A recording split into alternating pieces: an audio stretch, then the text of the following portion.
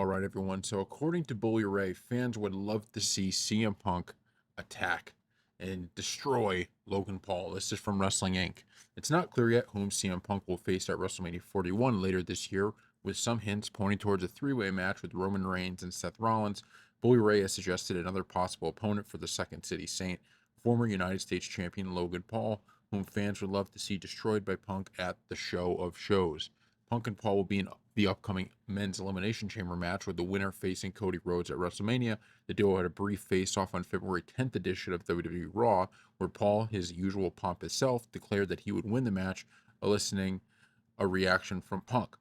On Busted Open, Ray detailed why a Punk Paul match makes sense. I got to tell you, I don't hate the idea of Punk and Paul. I don't know how Punk would feel about that, but Punk and Paul has some kind of interesting dynamic to it, began Ray. If I had a choice between the three-way between Rollins, Reigns, and Punk, or Punk versus Paul, I'll take Punk and Paul all day long just for what they'll get done on the microphone. And dude, people would want to see CM Punk destroy Logan Paul. Ray further contrasted the reactions that Punk and Paul got from the fans, which would make them a perfect match in the ring and on the mic. If you want a complete opposite end of the spectrum, Punk and Paul are black and white as it gets when it comes to love and hate. Business wise, it's a good idea, declared the Hall of Famer.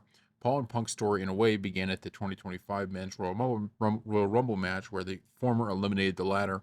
And if they were to have a match at Mania, the chamber match is likely where it would be set up. So I have to say, if you told me this just probably a week ago, I would have said, no, no, that is my initial reaction to it. Even now, I shouldn't even say a week ago. If you told me 5 seconds ago, this is it, my initial reaction is no. But the more you think about it, the more I really like it. And I think part of the problem is people don't like Logan Paul, and so they think anything WWE does with him is somehow bad. The truth is, this is gold.